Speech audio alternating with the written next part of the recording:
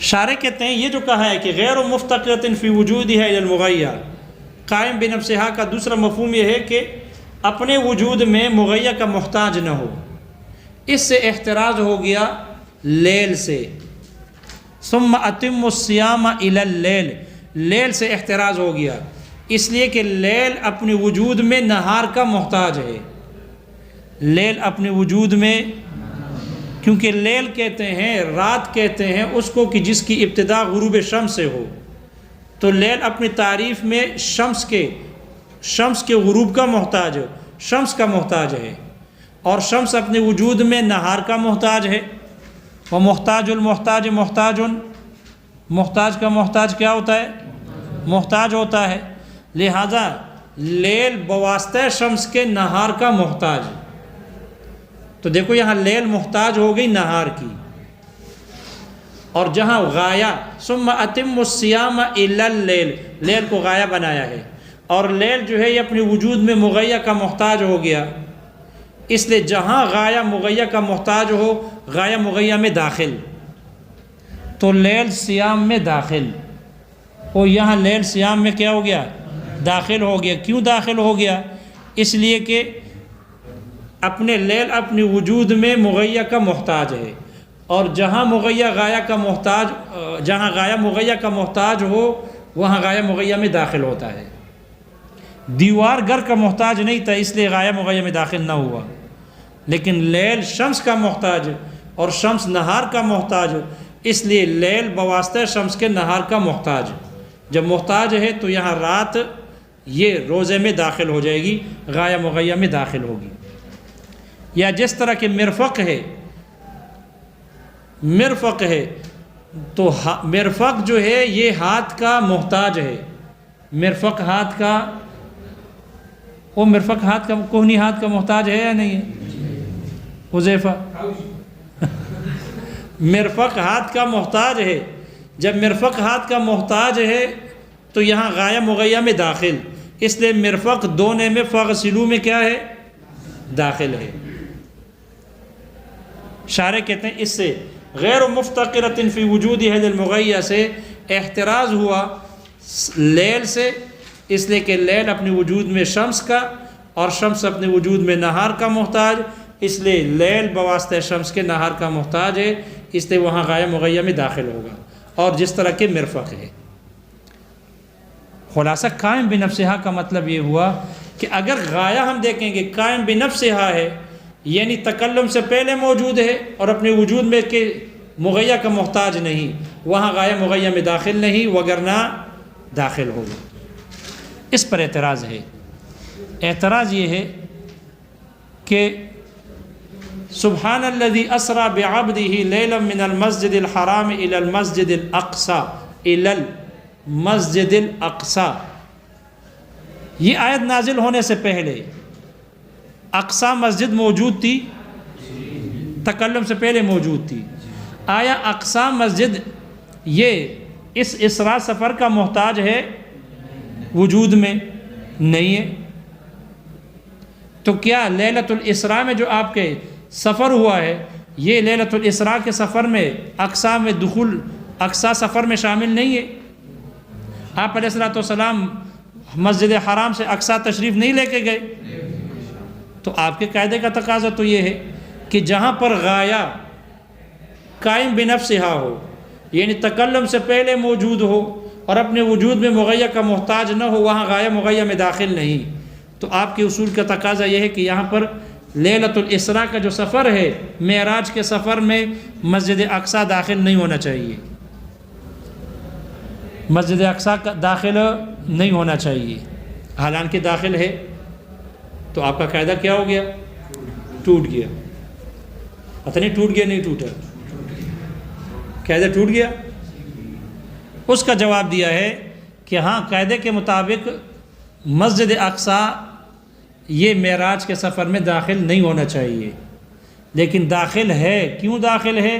اس لیے کہ احادیث سے ثابت ہے، اس آیت قرآنی کے نص سے ثابت نہیں ہے۔ اگر آیت قرآنی نص سے ثابت ہوتی تو اشکال بجا ہوتا، آپ کا اشکال ٹھیک ہوتا قاعدے پر، لیکن وہ اس نص کی وجہ سے شامل نہیں بلکہ اخبار مشہورہ سے شامل ہے۔ اخبار مشہورہ سے ثابت ہے اس کی وجہ سے داخل ہے، نص کی وجہ سے نہیں ہے، نص کی وجہ سے نہیں ہے۔ پتہ نہیں جواب ہو گیا نہیں ہوا؟ اگر کوئی غایہ ایسا ہو کہ قائم بنفسہا نہ ہو بلکہ غیر قائم بنفسہا ہو، تو پھر غیر قائم بنفسہا کی دو صورتیں ہیں، یا تو صدر کلام غایہ کو شامل ہوگا، یا صدر کلام غایہ کو شامل نہیں ہوگا، یا اس کے شامل ہونے میں شک ہوگا۔ اگر صدر کلام غایہ کو شامل ہوگا تو وہاں غایہ مغیہ میں داخل ہوتا ہے۔ جہاں کہیں بھی صدر کلام یعنی مغیہ غایہ کو اگر شامل ہوگا تو وہاں غایہ مغیہ میں داخل ہے، کیونکہ ایک تو غایہ قائم بنفسہا نہیں، جب غایہ قائم بنفسہا نہیں ہے تو پھر ہم صدر کلام مغیہ کو دیکھیں گے آیا یہ مغیہ غایہ کو شامل ہے یا نہیں۔ اگر صدر کلام یعنی مغیہ غایہ کو شامل ہو تو پھر وہاں غایہ مغیہ میں داخل ہوتا ہے۔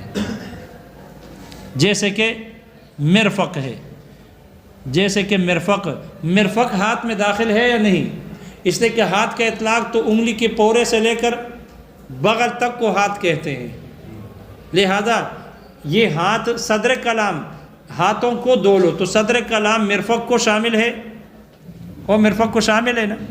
جب صدر کلام ہاتھ ہے اپنے ہاتھوں کو دو، فاغسلوا وجوہکم وایدیکم، اپنے ہاتھوں کو دو، تو ہاتھ چونکہ مرفق کو شامل ہے اس لیے جہاں صدر کلام یعنی مغیہ غایہ کو شامل ہوگا وہاں غایہ مغیہ میں داخل، اس لیے مرفق دونے میں داخل، مرفق دونے میں، لہذا جہاں صدر کلام غایہ کو شامل ہوگا اور وہاں غایہ کا ذکر آ جائے تو وہ غایہ کا ذکر اس لیے کیا جاتا ہے کہ غایہ کے علاوہ کے حکم کو ساقط کر دے، غایہ کے علاوہ کو اس کے ساقط کر دے دونے کے حکم سے، مغیہ کے حکم سے ساقط کر دے۔ اس کو کہتے ہیں کہ جہاں صدر کلام غایہ کو شامل ہو وہاں غایہ کا ذکر کرنا لاسقاط ما وراء الغایہ ہوتا ہے، غایہ کے علاوہ کو حکم سے نکالنے کے لیے ہوتا ہے، اور غایہ خود داخل ہوتی ہے، غایہ خود داخل ہوتی ہے، تو غایہ کا ذکر کرنا ما وراء غایہ کو ساقط کرنے کے لیے ہے، غایہ خود داخل ہوگی، اس لیے مرفق دونے میں داخل، اس لیے ایسے غایہ کو شارح کہتے ہیں غایۃ الاسقاط کہا جاتا ہے، غایۃ الاسقاط اے اسقاط ما وراء الغایہ، غایہ کے علاوہ کو ساقط کرنے کے لیے۔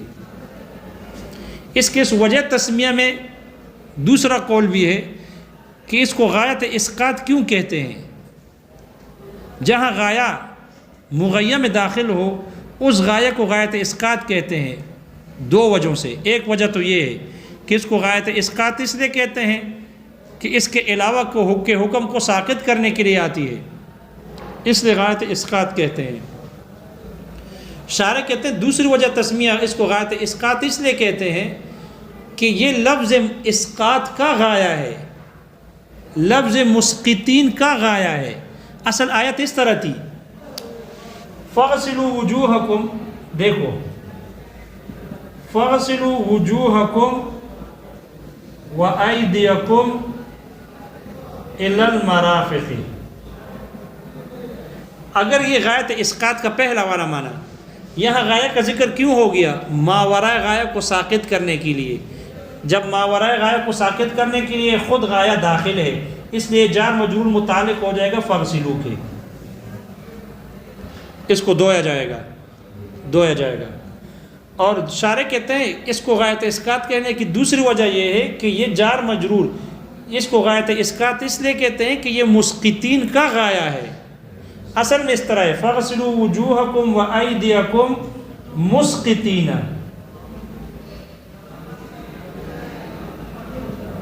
تم اپنے چہروں کو دو، اپنے ہاتھوں کو دو اس حال میں کہ تم ساقط کرنے والے ہو مرفق تک، اس حال میں کہ تم نہ دونے کو ساقط کرنے والے ہو مرفق تک۔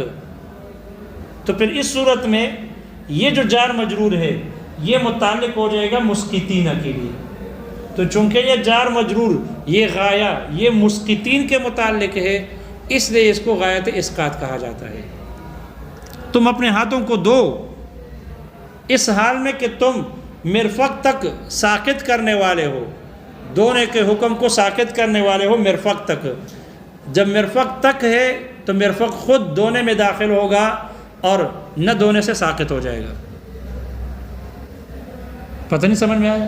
دوسرا وجہ تسمیہ، اس لیے اس غایہ کو جہاں غایہ صد مغیّر غایہ کو شامل ہوگا تو اس غایہ کو ذکر کرنا ماورا کو ساکت کرنے کے لیے ہے. اس کو غایت اسقاط کیوں کہتے ہیں؟ دو وجہ سے ہو گیا. پہلی وجہ یہ کہ یہ جار مجرور چونکہ فغسلو سے متعلق ہے، یعنی یہاں غایہ کا ذکر لاسقاط ماورا غایہ ہے، اس لیے اس کو غایت اسقاط کہتے ہیں.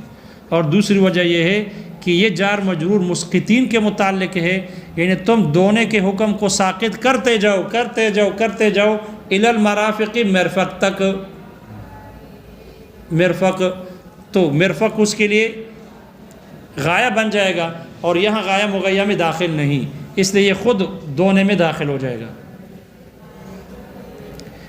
دوسری صورت یہ ہے کہ اگر غایہ ایسا ہو کہ غیر قائم بنفسہا ہو، تو پھر یا تو دوسری صورت اس کے ہے کہ صدر کلام وہ غایہ کو شامل نہیں ہوگا یا شامل ہونے میں شک ہو.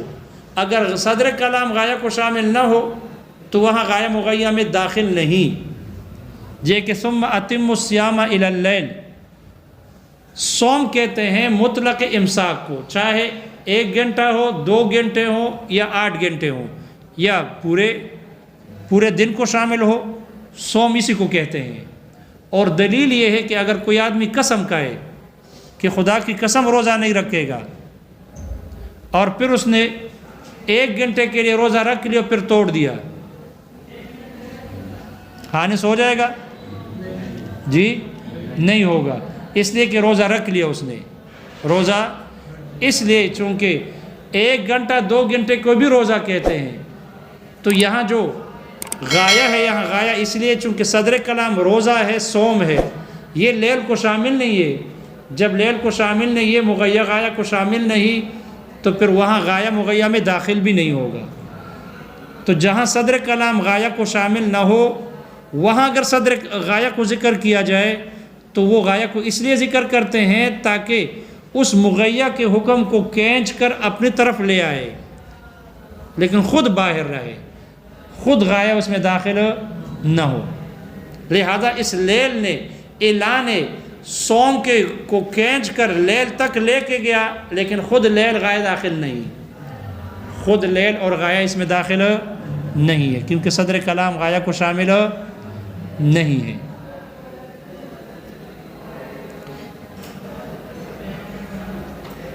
اس کو غایت الامتداد کہتے ہیں.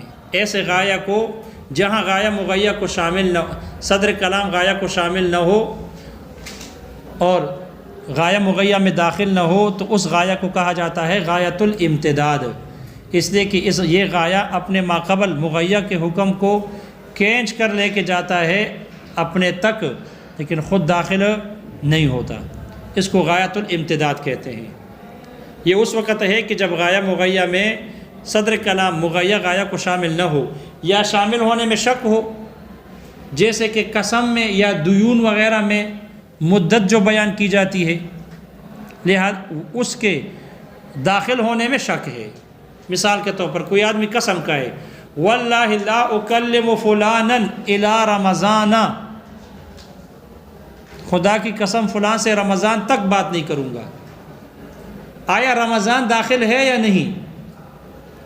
تو یہ اس پر موقوف ہے، جیسے پہلے گزر گیا کہ یہ جو مدت بیان کی جاتی ہے، قسم میں ہو یا دین میں ہو یا سمن میں ہو، یہ جو مدت بیان کی جاتی ہے یہ مطلق ہوتی ہے. لہذا یہ مطلق تعبید کا تقاضا کرتی ہے یا نہیں کرتی؟ یعنی یہ قسم زندگی بھر کو شامل ہوگا یا نہیں؟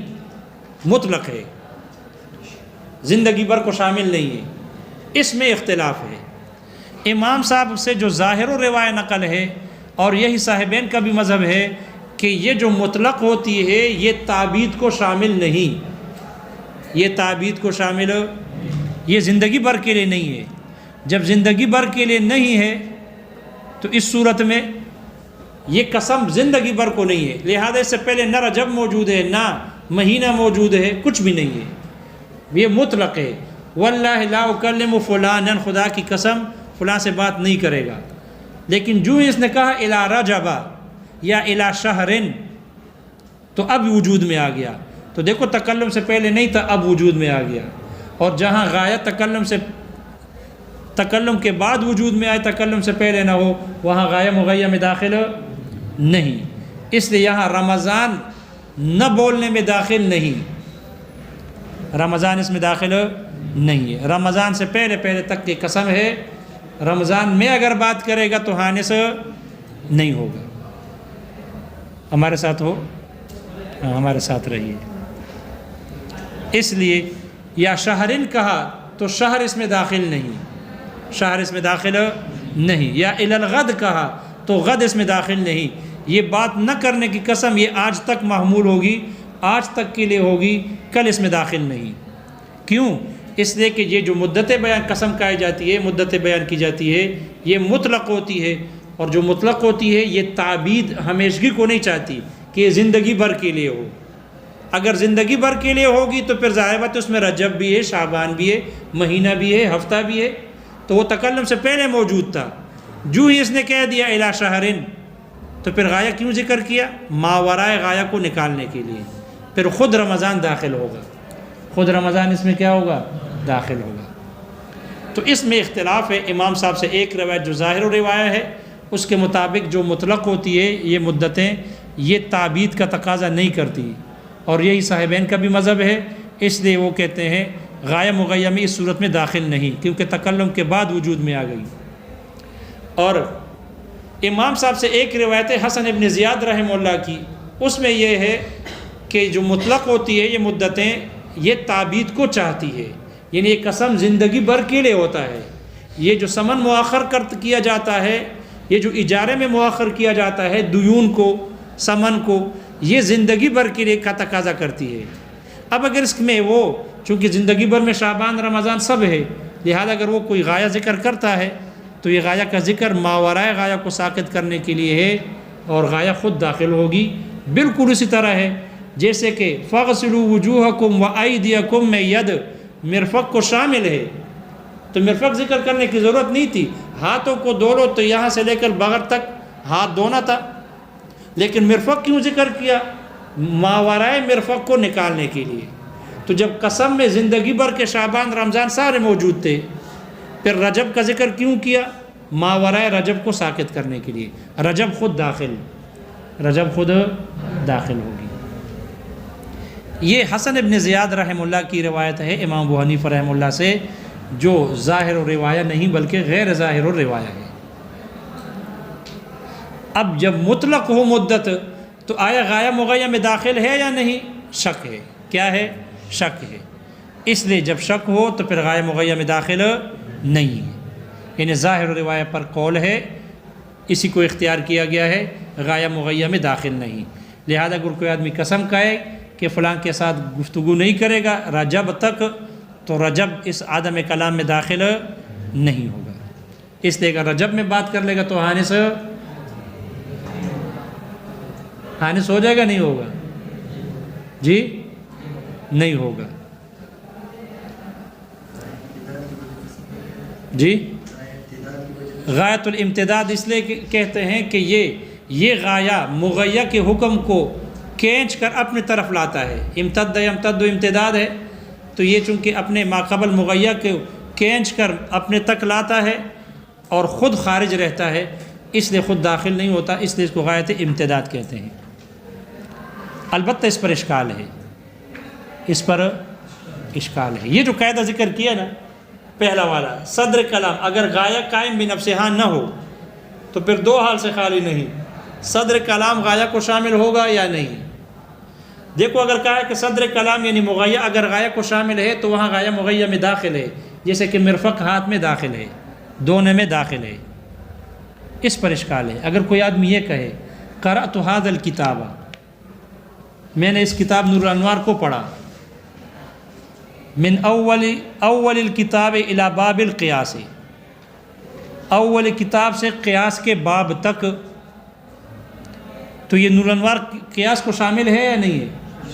مغیہ یہ قیاس کے باب کو شامل ہے. لیکن آیا باب قیاس اس میں داخل ہے یا نہیں؟ نہیں ہے۔ تو آپ نے تو کہا، ضابطہ بیان کیا کہ اگر غایہ قائم بنفسہا نہ ہو، قیاس مستقل نہیں ہے، قیاس کتاب اللہ سنت رسول اجماع کے ضمن میں داخل ہے۔ نور انوار ہو، حسامی ہو، یا شاشی ہو، یا توضیح تلوی ہو، قیاس کتاب اللہ سنت رسول اجماع کے بعد ذکر کیا جاتا ہے، مستقل نہیں ہے۔ لہذا جب نہیں ہے تو یہ ماقبل کا وجود میں محتاج ہے اور صدر کلام اس کو شامل ہے، تو آپ کے قاعدے کا تقاضا ہے کہ اس قرأت میں یہ باب قیاس شامل ہونا چاہیے، لیکن شامل نہیں ہے۔ اشکال آ گیا سمجھ میں؟ تو آپ کا پھر یہ قاعدہ تو ٹوٹ جانا چاہیے، اس لیے آپ کا یہ قاعدہ ٹوٹ جاتا ہے۔ تو محشی نے اس کا جواب نقل کیا ہے کہ یہ جو ہم نے قاعدہ بیان کیا ہے یہ مطلق نہیں ہے بلکہ بشرطن ہے، اور وہ یہ ہے کہ صدر کلام اگر غایہ کو شامل ہو تو وہاں غایہ مغیہ میں داخل ہوگا، بشرط یہ کہ اس کے داخل نہ ہونے پر کوئی قوی دلیل دلالت نہ کرے، کوئی قرینہ موجود نہ ہو۔ اگر صدر کلام غایہ کو شامل ہو اور اس کے عدم دخول پر کوئی قرینہ اور دلیل پائی جائے، قوی دلیل پائی جائے، تو پھر اس وقت غایہ مغیہ کو، اگر مغیہ غایہ کو شامل ہو تب بھی غایہ مغیہ میں داخل نہیں۔ اور یہاں عرف اس بات پر قرینہ اور دلیل ہے، عرف، اور ہم یہ کہیں گے کہ ہمارا نصاب رابعہ کا یہ اس بات پر قرینہ اور دلیل ہے کہ یہاں غایہ مغیہ میں داخل، اگرچہ صدر کلام نور الانوار قیاس کو شامل ہے لیکن قیاس اس میں داخل نہیں۔ اس قراتوں میں انشاءاللہ داخل کیا تو ہے لیکن داخل نہیں ہوا، اس لیے یہ عرف کی وجہ سے، یا ہم کہیں گے نصاب کی وجہ سے۔ تو نصاب اور یا عرف ایک قرینہ قویہ ہے جو اس کے عدم دخول پر دلالت کرتا ہے، اس لیے یہاں قیاس داخل نہیں۔ دیکھو کتاب میں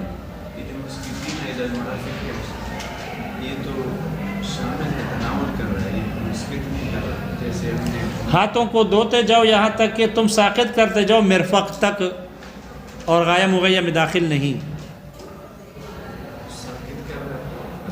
ساقط کرتے جاؤ، یہاں سے ساقط کرتے جاؤ، یہاں سے ساقط کرتے جاؤ مرفق تک۔ یہاں سے کیسے ساقط کرو گے؟ یہاں تو دونوں ہے۔ آیا سمجھ میں؟ البتہ امام ظفر رحمہ اللہ کا قول یہ ہے، امام ظفر رحمہ اللہ کا قول یہ ہے، وہ کہتے ہیں غایہ چاہے ابتدائے غایہ ہو یا انتہائی غایہ ہو، مطلقاً داخل نہیں۔ یہ وہ مطلقاً داخل نہ ہونے کے افراد میں سے، قبیل میں سے ہے، ان حضرات میں سے ہے۔ تو ان کا ایک مباحثہ ہو گیا شاعر اسمعی سے، ادیب اسمعی شاعر سے اس کا مقابلہ ہوا، سامنا ہوا۔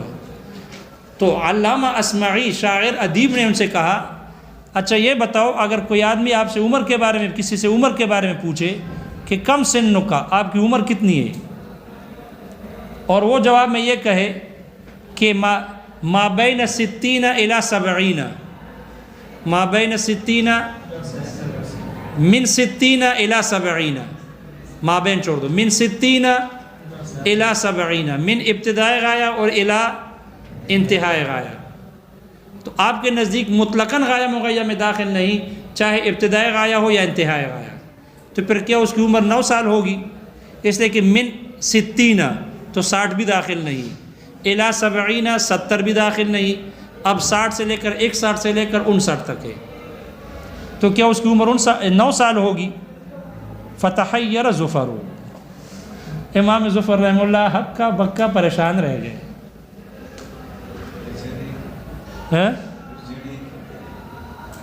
کیا ہوگا؟ ظاہر بات ہے کہ یہ کہا ہوگا کہ یہاں پر داخل ہے، یہی کہیں گے یہاں پر داخل ہے، جو مثال آپ دے رہے اس میں داخل نہیں۔ دیکھو بھائی، محشی نے یہ حکایت نقل کی ہے، وَمِن لِلتَّبْعِيزِ من آتی ہے تبعیض کے لیے، هذا اصل وضعها، یہ اس کا اصل وضع ہے، والبواقی من المعانی مجاز فیہا، اور باقی جتنے معنی ہیں وہ اس میں مجاز ہے۔ فَإِذَا قَالَ، پس جب کہے، مَنْ شِئْتَ مِنْ عَبِيدِ عِتْقَهُ فَأَعْتِقْهُ، میرے غلاموں میں سے جس کو تو چاہے، اس کی آزادی کو چاہے، اس کو آزاد کر لو۔ لَهُ أَنْ يُعْتِقَهُمْ، تو اس وکیل کے لیے جائز ہے کہ ان کو آزاد کر دے، الا واحدا منہم سوائے ان میں سے ایک کے، عند ابی حنیفہ رحمہ اللہ، وذالک اور اس وجہ سے لأن کلمۃ من للعموم، من کا کلمہ عموم کے لیے ہے، وکلمۃ من للتبعیض اور من کا کلمہ یہ تبعیض کے لیے ہے، فیجب تو ضروری ہے ان یحمل علی بعض عام کہ اس کو بعض عام پر محمول کیا جائے، لیستقیم العمل بہما تاکہ دونوں پر عمل کرنا درست ہو جائے، فللمخاطب ان یعتق من شاء تو مخاطب کی مرضی ہے، اس کے لیے اختیار ہے کہ وہ آزاد کرے جس کو چاہے، من ای بعض عام جس بعض عام میں سے بھی ہو، فیبقى الواحد منہم اس لیے ان میں سے ایک باقی رہ جائے گا، وعندہم اور صاحبین کے ہاں من للبیان یہ من بیان کے لیے ہے، فلہ ان یعتق کلا منہم مخاطب کی مرضی ہے چاہے ان سب کو آزاد کر دے، کما فی قولہ جیسے کہ اس کے قول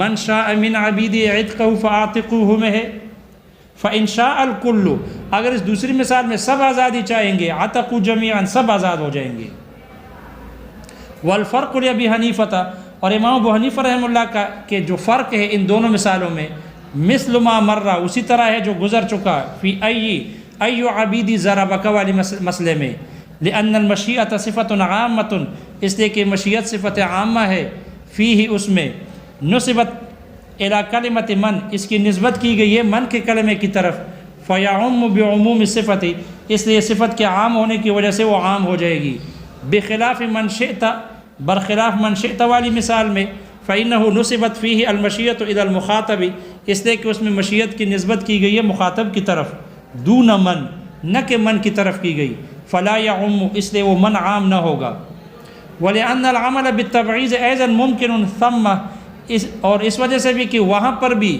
من تبعیضیہ پر بھی عمل کرنا ممکن ہے، فإن كل عبد من شاء من عبیدی میں من بیانیہ ہے لیکن من تبعیضیہ بھی ہو سکتا ہے، فإن كل عبد اس لیے کہ ہر غلام بعض یہ بعض ہے ما قطع النظر عن غیرہ دوسرے غلاموں سے قطع نظر کرتے ہوئے، بخلاف من شئت برخلاف متن والے مسئلے میں من شئت میں، فإنه لا يمكن التبعیض فیہ وہاں تبعیض ممکن نہیں، الا بإخراج واحد منہم سوائے ان میں سے ایک کے نکالنے کے، وإلی لانتہاء الغایہ الی غایہ کی انتہا بیان کرنے کے لیے آتی ہے، مسافت کی انتہا بیان کرتی ہے، اے لانتہاء المسافت مسافت کی انتہا بیان کرنے کے لیے، شارح کہتے ہیں اطلق علیہ الغایہ اس پر غایہ کا اطلاق کیا گیا اطلاقا للجزء علی الکل، یا اطلق مصنف نے اس کا اطلاق کیا اس پر غایہ کا اطلاقا للجزء علی الکل کل پر جز کے اطلاق کی وجہ سے، علی ما قیل جیسے کہا گیا، ثم بین قاعدۃ پھر مصنف نے قاعدہ بیان کیا، انہ ای موضع تدخل الغایۃ فیہ کون سی جگہ ایسی ہے کہ جس میں غایہ داخل ہوتی ہے، و ای موضع لا تدخل اور کون سی جگہ ایسی ہے کہ جس میں داخل نہیں، فقال فرمایا فإن كانت الغایۃ قائمۃ بنفسها اگر غایہ ایسی ہو کہ اب ذات کے اعتبار سے قائم ہو، کقولہ جیسے کہ مقر کا قول ہے، لہو من ھذا الحائط ھذا لکھے متن میں ہذہ ہے جی بشرا ھذا ٹھیک ہے، لہو من ھذا الحائط الی ھذا الحائط اس کے لیے اس دیوار سے لے کر اس دیوار تک کے لیے ہے، لا تدخل الغایتان فی الاقرار یہ دونوں غایہ اقرار میں داخل نہیں، فإن الحائط غایۃ قائمۃ بنفسها اس لیے کہ یہ حائط ایسی غایہ ہے جو اپنے ذات کے اعتبار سے قائم ہے، اے موجودۃ قبل التکلم تکلم سے پہلے موجود ہے، غیر مفتقرۃ فی وجودها الی المغیّہ اپنے وجود میں مغیّہ کا محتاج نہیں، فلا تدخلان فی المغیّہ اس لیے یہ دونوں دیواریں مغیّہ میں داخل نہیں اقرار میں داخل نہیں ہوں گی۔ شارح کہتے ہیں واحترزنا بقولنا موجودۃ قبل التکلم ہم نے اپنے قول موجودۃ قبل التکلم سے احتراز کیا، عن الاجال ان وقت اوقات اور مدتوں سے، المضروبۃ جو بیان کی جاتی ہے، للدیون والثمن دیون اور ثمن کے لیے، فی قولہ جیسے کہ بائع کا قول ہے، بعت ھذا واجلت الثمن الی شہر میں نے اس کو بیچا اور ثمن کو 1 مہینے تک کے لیے مؤخر کیا، او آجرتہ الی رمضان یعنی میں نے اس کو اجارے پر دیا رمضان تک، او الی الغد یا کل تک، ونحوہ، فإن کل ھذہ اس لیے کہ یہ سب کے سب، وإن كانت قائمۃ بنفسها ظاہرا یہ اگرچہ ظاہر کے اعتبار سے قائم بنفسها ہے، لیکنہا وجدت بعد تکلم، لیکن یہ پائے گئے ہیں تکلم کے بعد، تو اس سے احتراز ہو گیا۔ واحترز بقولنا غیر مفتقرۃ فی وجودہا، اور ہمارے قول غیر مفتقرۃ فی وجودہا میں اس قول سے احتراز کیا گیا عن اللیل، رات سے، فإنہ مفتقر فی وجودہ الی النہار، اس لیے کہ لیل اپنے وجود میں نہار کا محتاج ہے۔ پھر سوال ہوا مسجد اقصیٰ کو لے کر اعتراض ہوا، اس کا جواب دے رہے ہیں۔ وَأَمَّا دُخُولُ الْمَسْجِدِ الْأَقْصَى، رہا مسجد اقصیٰ کا داخل ہونا، فی قولہ تعالیٰ، اللہ تعالیٰ کے فرمان، سبحان الذی اسریٰ بعبدہ لیلا من المسجد الحرام الی المسجد الاقصیٰ، اس فرمان میں داخل ہونا فبالاخبار المشہورۃ، تو یہ اخبار مشہورہ کی وجہ سے ہے، لا بالنص، نہ کہ نص کی وجہ سے۔ وَإِن لَمْ تَكُنْ قَائِمَةً بِنَفْسِهَا، اگر وہ غایہ قائم بنفسہا نہ ہو، فَإِن كَانَ صَدْرُ الْكَلَامِ مُتَنَاوِلًا لِلْغَایَةِ، پس اگر صدر کلام یہ غایہ کو شامل ہو، كَانَ ذِكْرُهَا، تو پھر وہاں غایہ کا ذکر کرنا لِإِخْرَاجِ مَا وَرَاءَهَا، اس غایہ کے علاوہ کو نکالنے کے لیے ہے، ہوگا، فَتَدْخُلُ، اس لیے خود وہ غایہ داخل ہو جائے گی، کما فی المرافق، جیسے کہ مرافق میں ہے، فی قولہ تعالیٰ، اللہ تعالیٰ کے فرمان، وَأَيْدِيَكُمْ إِلَى الْمَرَافِقِ، اس میں فَإِنَّهَا لَيْسَتْ قَائِمَةً بِنَفْسِهَا، اس لیے کہ یہ مرافق قائم بنفسها نہیں۔ وصدر الکلام هو الایدی، اور جو صدر کلام ہے جیسے ایدی ہاتھ ہے، متلاون لہا، یہ اس غایہ کو مرافق کو شامل ہے، لأنها متناول الی الابط، اس لیے کہ یہ ہاتھ بغل تک کو شامل ہے، فیکون ذکرها، تو پھر وہاں غایہ کا ذکر کرنا لإخراج ما وراءها، اس غایہ کے علاوہ کو نکالنے کے لیے ہوگا، فتدخل بنفسها، اس لیے وہ خود داخل ہو جائے گی وہ غایہ۔ فبطل ما قال زفر، اس لیے وہ قول باطل ہو گئی جو امام ظفر رحمہ اللہ نے فرمائی، ان کل غایۃ لا تدخل تحت المغیہ، ہر غایہ مغیہ کے تحت داخل نہیں ہوتی۔ شارح کہتے ہیں وتسمى هذه غایۃ الاسقاط، اس غایہ کو غایۃ الاسقاط کہا جاتا ہے، اے غایۃ الغسل، دھونے کی انتہا ہے، لاجل اسقاط ما وراءها، اس کے علاوہ کو ساقط کرنے کے لیے کی وجہ سے، او غایت لفظ الاسقاطی، یا اس کو لفظ اس اسقاط کے لفظ کا غایہ ہے، اے مسقطین الی المرافق، مرافق تک دھونے کو ساقط کرتے ہوئے، فہی خارجۃ عن الاسقاطی، تو یہ اسقاط سے خارج ہوگی یہ غایہ۔ شارح کہتے ہیں یہ وینتقض ھذا، یہ قاعدہ ٹوٹ جاتا ہے بقولہ، متکلم کے اس قول، قرأت ھذا الکتاب الی باب القیاس، میں نے یہ کتاب پڑھی ہے قیاس کے باب تک، باب القیاس تک، فإن باب القیاس خارج، اس لیے کہ قیاس کا یہ باب خارج ہے عن القراءۃ، قراءت سے، وإن كان الکتاب متناولا له، اگرچہ یہ کتاب اس کو شامل ہے لیکن یہ ہے خارج، کیوں خارج ہے؟ عملا بالعرف، عرف کی وجہ سے خارج ہے، عرف کی وجہ سے خارج ہے، لہذا یہ قاعدہ ٹوٹ گیا لیکن عرف کی وجہ سے خارج ہے، اور یہ عرف قرینہ قویہ ہے، دلیل قوی ہے، اس لیے قاعدہ مطلق نہیں ہے۔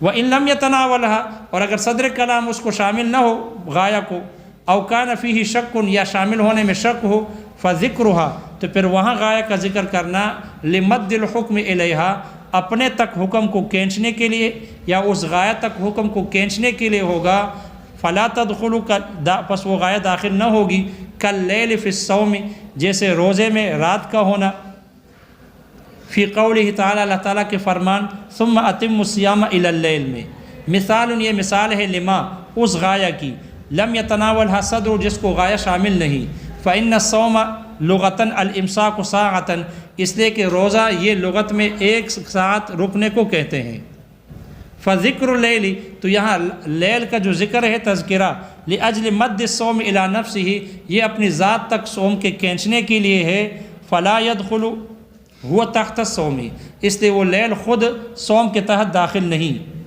ومثال ما فیہ شک، اور مثال اس غایہ کی کہ جس میں شک ہے، مثال الآجال فی الایمان، قسموں میں جو مدت بیان کی جاتی ہے وہ ہے، کما اذا حلف لا یکلم الی رجب، جیسے کوئی قسم کہے کہ رجب تک بات نہیں کرے گا، فإن فی دخول رجب فیما قبلہ شکن، اس لیے کہ رجب کا اپنے ماقبل کے داخل ہونے میں اس میں شک ہے، فلا يدخل فی الظاہر روایت عنہ، امام ابو حنیفہ رحمہ اللہ سے جو ظاہر روایت ہے اس میں داخل نہیں، وہو قولہما، اور یہی حضرات صاحبین کا بھی قول ہے، وفی روایت الحسن عنہ، اور حسن ابن زیاد رحمہ اللہ کی امام ابو حنیفہ رحمہ اللہ سے روایت میں انہ یدخل، کہ یہ داخل ہے، لأن اول الکلام کان للتعبید، اس لیے کہ جو اول کلام ہے لا یکلمو، یہ تعبید کے لیے، ہمیشہ کے لیے، عمر بھر کے لیے، فلا تخرج الغایۃ عما قبلہا، اس لیے یہ غایہ اپنے ما قبل سے خارج نہ ہوگی، وتسمى هذه، اور اس کو کہا جاتا ہے غایۃ الامتداد، کیوں؟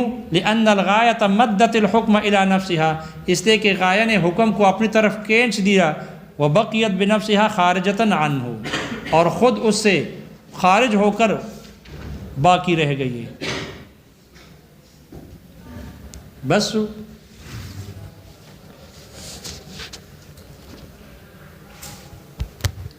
قوم حاضر ہے، عثمان کی رخصت منظور ہو گئی۔